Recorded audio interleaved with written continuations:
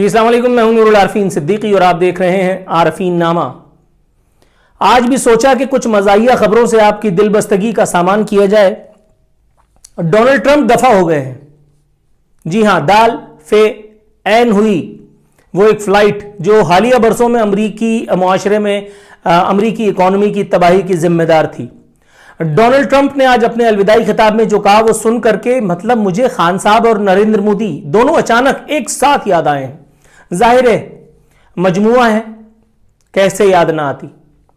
Donald Trump ने कहा कि मैं पहला अमरीकी सदर हूं जिसने कोई नई जंग शुरू नहीं की। जी हां, बिल्कुल, technically you are right but logically you are not. How come? आपने जॉर्ज बुश की तरह जाहिर है कि किसी मुल्क पर चढ़ाई नहीं की, आप सिर्फ हवाई फायरिंग से काम चलाते रहे। ये बात ठीक है, लेकिन अंदरूनी खाना आपने अमरीकी माशरे को जिस तकरीब से, जिस तोड़ फोड़ से दो चार कर दिया है, उसका क्या? बहरहाल अमरीकियों ने यह साबित कर दिया कि वो अगर अपना एतबार, अपना एतमाद किसी को बख्शने पर आ जाए तो फिर चाहे कोई ज़हनी माजूर ही क्यों ना हो, डोनाल्ड ट्रंप जैसा, वो उसे अपने सदर के तौर पर न सिर्फ कबूल करते हैं बल्कि उसकी दौरे सदारत में होने वाले हर कार्य जहल को चुप करके हम पाकिस्तानियों की तरह, एक थर्ड वर्ल्ड कंट्री की तरह, उसके लोगों की तरह चुप करके सहते भी हैं। तो फिर क्या फायदा हुआ उसे एक तालीम का? कोई नहीं, कोई नहीं। डोनाल्ड ट्रंप तो चला गया, लेकिन अमरीकी मुआशरे में जो शिकस्त और रेख के आसार आज तक देखने में आ रहे हैं, कभी आपने सोचा था कि व्हाइट हाउस पर चढ़ दौड़ेंगे लोग? ये हो चुका, ये हो चुका। अमरीकी माशरे की, अमरीका की बर्बादी की दाग बेल डाल करके गया है ये बंदा जिसका नाम है डोनाल्ड ट्रंप। रशियन फेडरेशन की जब हम बात करते हैं, सोवियत यूनियन, गोरबाचोव का दौर किसे याद नहीं? गोरबाचोव के दौर में वो एक सुपर पावर जिसका शिराजा बिखरते हुए मैंने और उस दौर में जवान होने की कोशिश करने वाले बच्चों ने देखा था।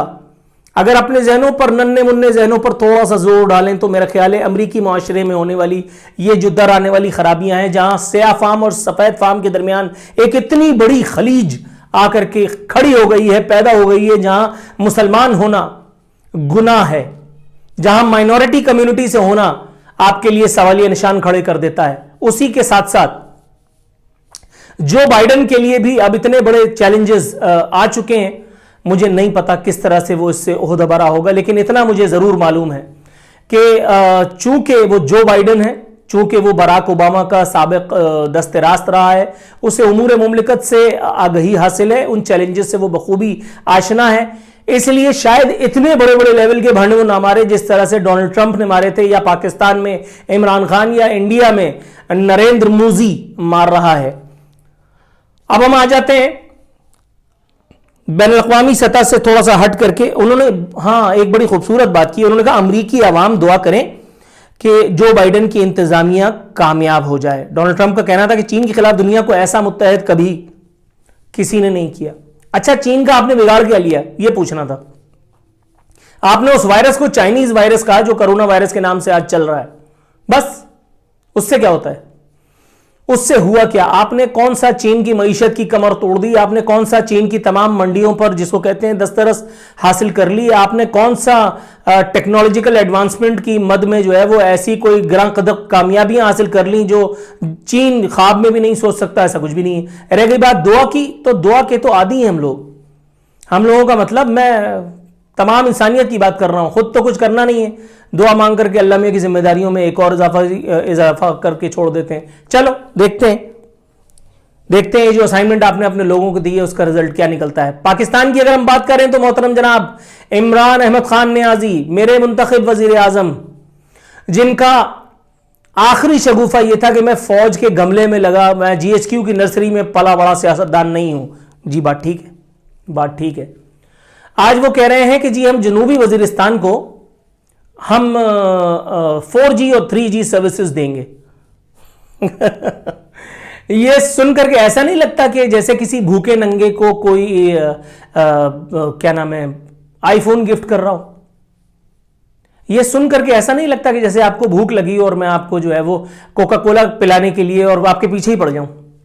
ये सुनकर के ऐसा नहीं लगता कि किसी मफलूकुल हाल शख्स को और मैं जो है वो कोई ऐसी घड़ी गिफ्ट कर दूं जिसका नाम भी शायद लोगों की जुबान पर ना आसानी से चढ़ता हो।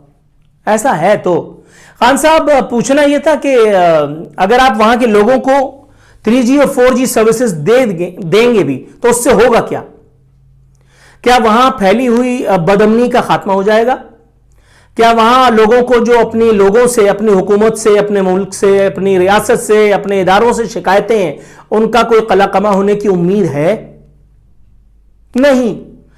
अभी थोड़े अरसे पहले ही की बात है, माजी करीब की बात है कि वो जो हजारा में हुआ, आपका रोल दुनिया ने देख लिया कि आप एक ऐसे जिद्दी, आप एक ऐसे खुदसर और अपनी, जिसको कहते हैं फिरौनियत में, अनानियत में, एक ऐसी शख्सियत के मालिक हैं जिसके सामने मुल्क का सत्यानाश नहीं, सवा सत्यानाश हो जाए, उसकी गर्दन का सरिया कम होने में नहीं आता। और दरहकीकत ये मकाम फिक्र आपके लिए नहीं है, ये उन लोगों के लिए जिनके साथ आप एक पेज पर हैं। ये सेलेक्टर्स के लिए लम्हा फिक्रिया होना चाहिए, लेकिन जब जाहिर है कि सेलेक्टर्स को सुबह शाम सलूट मिल रहा है, जब तक दिहाड़ी लगी हुई है, तो फिर सानू की मुल्क जाए तेल लेने। ज़ियाउल हक के दौर में भी तो गया था, मुशर्रफ के दौर में भी तो गया था, अयूब के दौर में, याया के दौर में भी तो गया था, एक दफा फिर चले जाएगा। हमारी आने वाली नस्लें तो संवर जाएंगी ना, ये भी ठीक है, ये भी ठीक है। कहते हैं भारत जो है वो बलूचिस्तान में अनारकी फैलाने की कोशिश कर रहा है, ये बात ठीक है, दुनिया जानती है कि भारत ऐसा ही कर रहा है, लेकिन आप क्या कर रहे हैं? आपने भारत को बैनुल-अक़वामी सतह पर एक्सपोज करने के लिए आपने क्या तीर चलाया, क्या तोप चलाई आपने? आपकी तमाम तक कोशिश यह है कि कुलभूषण किसी तरह से आपका वकील कर ले। ऐसा लग रहा है कि वो किसी के मामू का लड़का है या किसी की फुप्पू ने उसको जन्म दिया है। कुलभूषण के लिए जितना दर्द आप लोगों के दिल गुर्दे कलेजी में है, जितना नवाज शरीफ के दिल गुर्दे कलेजी में था कि उसने जाकर के अक़वाम मुत्तहिदा में उसका नाम तक नहीं लिया, आपने बड़ा हथनी के भाला मार दिया और आपने वहां पे नाम ले लिया, बस उसके बाद से आपका एहसान हमारे ऊपर चढ़ गया। कुलभूषण हरामखोर आज भी जिंदा है, वो आज भी जिंदा है। वो नेटवर्क मेरा ख्याल है कि आज भी फल फूल ही रहा होगा कहीं ना कहीं, क्योंकि आपके यहां चीजों को खत्म करने, आप समझ रहे हैं ना, आपके यहां अगर मैं कह रहा हूं तो किसकी कह रहा हूं, वहां इश्यूज को रिजॉल्व करना कोई अहमियत नहीं रखता।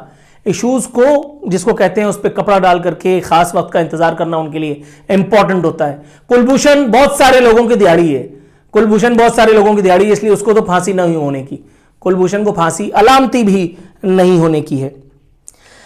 उफ उफ। कहते हैं कि अल्लाह की पनाह, स्कूल और कॉलेजेस खोलेंगे। इक़्तिदार में आने से पहले मियांवाली में नमल यूनिवर्सिटी कायम की थी, जनूबी वज़ीरिस्तान में भी स्कूल कॉलेज और यूनिवर्सिटी बनाएंगे। ये नमल यूनिवर्सिटी वो अल्लाह हमारी दरसगाह है कि जिसकी पहली ईंट रखते वक्त अगर किसी पाकिस्तानी को ख्वाब में भी आज के दिन का अगर तसव्वुर होता तो वो डायनामाइट लगा करके इस बिल्डिंग को गिरा देता।